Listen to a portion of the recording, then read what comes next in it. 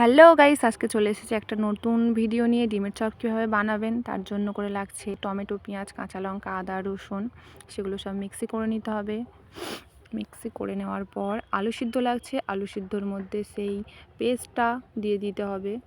দিয়ে তাতে পরিমাণ মতো লবণ লাগছে। আর বাড়িতে যে ধরনের মশলা থাকুক না কেন দিয়ে দিতে পারেন। আমার বাড়িতে ছিল সানরাইজের মিট মশলা, সেটা দিয়ে দিয়েছিলাম। আর টেস্টটা আরও যাতে একটু ভালো হয় তার জন্য করে কিষান টমেটো সসটা দিয়ে দিলেও ভালো হয়। তো নাও দিতে পারেন, থাকলে দিতে পারেন, না থাকলে না দিতে পারেন। ভালো করে মেখে নিতে হবে। একটু বেসন দিয়ে দেবেন। লাগছে ডিম সিদ্ধ। ডিম সিদ্ধটা মাঝখান থেকে টুকরো করে নিতে হবে। আলুটা ডিমের গায়ে এরকমভাবে চারদিক থেকে গোল করে মাখিয়ে নিতে হবে। গরম তেলে দিয়ে হালকা গ্যাসটা হালকা থাকবে।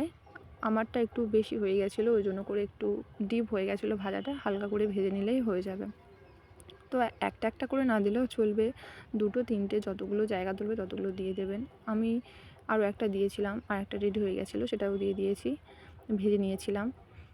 দুটোই প্রায় হয়ে গেছিলো। তুলে নিয়ে সুন্দর করে সার্ভ করে দিন। ভিডিওটি ভালো লাগলে লাইক, শেয়ার, কমেন্ট এবং অবশ্যই করে সাবস্ক্রাইব করে দেবেন।